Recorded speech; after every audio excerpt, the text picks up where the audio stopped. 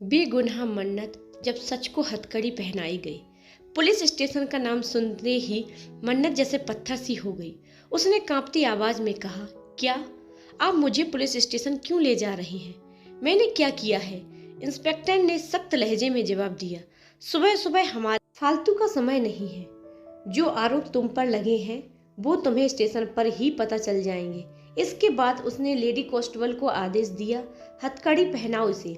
हथकड़ी का नाम सुनते ही मन्नत की रूह कांप गई। उसकी आंखों में आंसू उमड़ आए।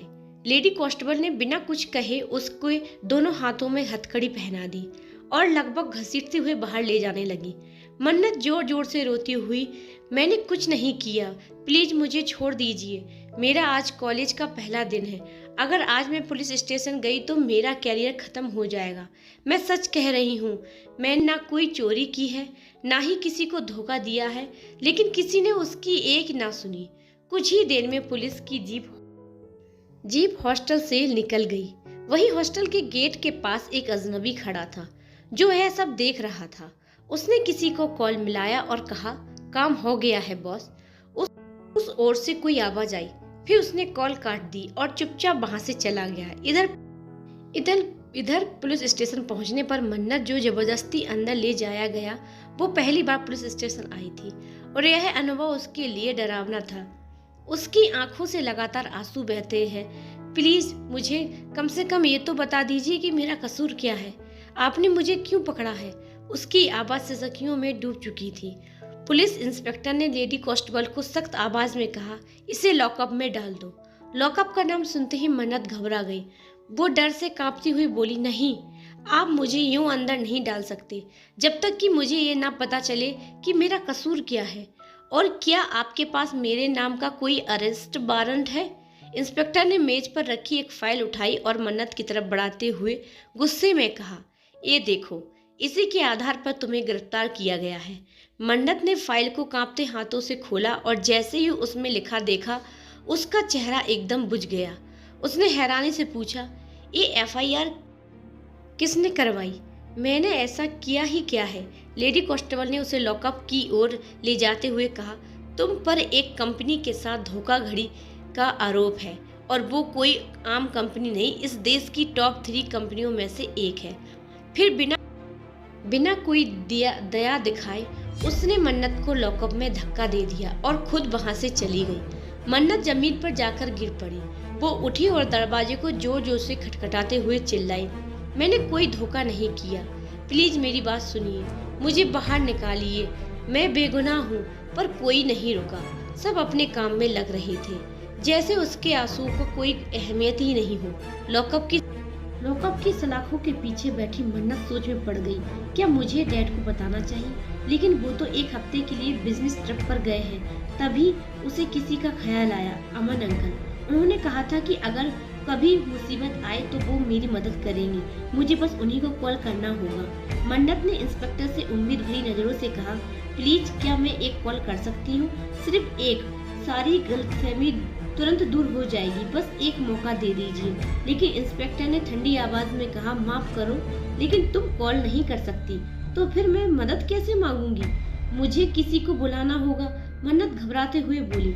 इंस्पेक्टर ने जवाब दिया, बहुत जल्दी अरेस्ट वारंट तुम्हारे घर भी पहुंच जाएगा, तब सबको पता चल जाएगा कि तुम यहाँ पर हो। घर का नाम सुनते ही मन्नत सहर उठी। नहीं नहीं, प्लीज घर मत बताइए, मेरी माँ बहुत परेशान हो जाएगी।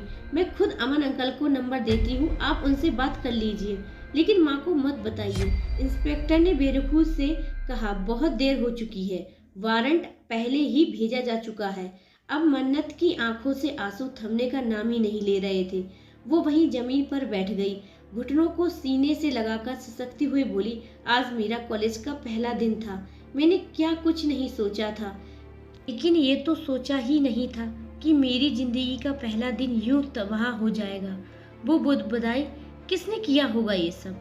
मैंने तो कभी किसी कंपनी को धोखा नहीं दिया, फिर ये झूठा इल्जाम क्यों? क्या कोई जानबूझकर मुझे फंसा रहा है? तभी उसे सुबह की वो कॉल याद आई, प्रिंस की, और फिर उसे याद आया प्रिंस भाई। कहीं इसके पीछे उनका तो हाथ नहीं? उन्होंने कहा था ना कि वो मुझे बर्बाद कर देंगे। और मैं तो पिछले 2 सालों से उन्हीं की कंपनी में काम कर रही हूँ। उसकी आंखों में अब डर और शक दोनों फैल चुका था। जब वो वापस आए वहां से तो उन्होंने मुझे अपनी कंपनी से निकाल दिया। हाँ, उस कंपनी से जो आप ही थी। शायद ये सारी साजिश आपने ही रची है मुझे फंसाने के लिए। प्रिंस भाई, आपसे बेहतर तो दुश्मन होते हैं। आप तो दुश्मनों से भी गए गुजरे निकले। मैं आपसे नफरत करती हूँ। मैंने कभी सपने में भी नहीं सोचा था कि मैं इस तरह पुलिस स्टेशन में खड़ी हो जाऊंगी, लेकिन आज सिर्फ और सिर्फ आपकी वजह से मैं इस लॉकअप में हूँ। मन्नत चुपचाप कोने में बैठी थी जब उसके कान के पास से अचानक एक भारी आवाज आई, कंग्रेचुलेशन। ये आवाज सुनते ही मन्नत का चेहरा सफेद पड़ गया। उसने धीरे धीरे अपने हाथों की मुट्ठियां बांधी और लड़खड़ाते हुए कदमों से खड़ी होकर पीछे देखने लगी। ब्लैक आउटफिट में प्रिंस खड़ा था, जैकेट पहने हुए, जेब में हाथ डाले। एक ठंडी मुस्कान उसके चेहरे पर थी। प्रिंस को देखते ही मन्नत ने लॉकअप की सलाखों को कस के पकड़ लिया। क्यों किया आपने मेरे साथ ऐसा? मन्नत की आवाज कांप रही थी। आप जानते हो ना कि मैंने कभी कोई धोखाधड़ी नहीं की है, ना आपकी कंपनी के साथ, ना आपसे। तो फिर क्यों? क्या मिल गया आपको मुझे इस तरह टॉर्चर करके? प्रिंस धीरे से बोला, एक्चुअली इसमें तुम्हारी कोई गलती नहीं है। गलती तो मेरे मॉम डैड की है, पर एक रोड लेकिन वजह तुम ही थी जिसके कारण उन्होंने मुझे खुद से दूर कर दिया था। तो अब उसकी सजा तुम्हें मिलेगी और पूरी मिलेगी। जैसे ही एक खबर मीडिया तक पहुंचेगी कि सूर्यवंशम खानदान की बेटी मन्नत सूर्यवंशम लॉकअप में बंद है, तुम्हारा कैरियर, तुम्हारा नाम, सब कुछ खत्म हो जाएगा। नहीं नहीं, मन्नत कांपती आवाज में बोली, अगर मीडिया में यह बात चली गई तो मेरा कॉलेज भी मुझे निकाल देगा, मेरा पूरा कैरियर बर्बाद हो जाएगा। प्लीज ऐसा मत कीजिए, मैं आपसे भीख मांग रही हूँ। लेकिन प्रिंस ने गुस्से से सलाखों को पकड़ा और बोला, 19 साल पहले जब मॉम डैड मुझे छोड़ रहे थे, मैंने भी उनके सामने रो रो कर मिन्नतें की थी कि मुझे खुद से दूर मत करो, पर उन्होंने कहा तुम्हारी वजह से हमें ये करना पड़ रहा है। उसी दिन मैंने कसम खाई थी कि जब मैं वापस आऊंगा तो तुम्हें बर्बाद कर दूंगा, और देखो वो दिन आज आ ही गया। मन्नत के पैरों से जैसे जमीन खिसक गई हो, उसे चक्कर आने लगे, पर वो खुद को संभालते हुए बोली, अगर डैड को ये सब पता चल गया तो वह आपको माफ नहीं करेंगे, वह आपको फिर से घर से बाहर निकाल देंगे।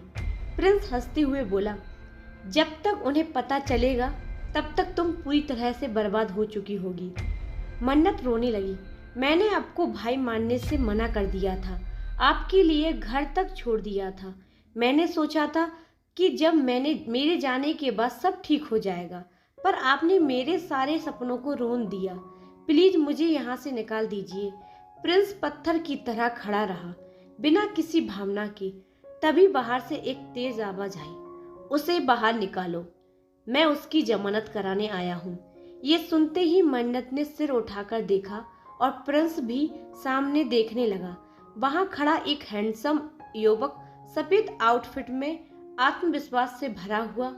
उसे देखते ही प्रिंस की मुट्ठियां भिज गईं। मन्नत कुछ पल के लिए उसे एकटक देखती रही।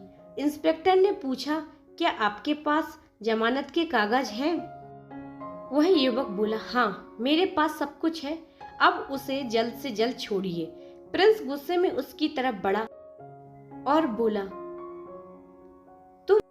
तुम फिर से आ गए मेरे काम के बीच में। वह युवक एक कदम आगे बढ़ा और बोला, क्या तुम्हें शर्म नहीं आती? तुमने उसे कितनी छोटी उम्र में जेल भेज दिया है, तुम जानते भी हो उसके साथ क्या कर रहे हो? प्रिंस घूरते हुए बोला, इतनी फिक्र क्यों हो रही है तुम्हें? क्या तुम उसे पसंद करते हो? युवक ने गुस्से में जवाब दिया, मैं उसे अपना दोस्त मानता हूँ और तुम अपनी घटिया सोच से कुछ समझ नहीं सकते। अब मैं उसे यहाँ से लेकर जा रहा हूँ। लेडी कांस्टेबल ने मन्नत की कड़ी खोली।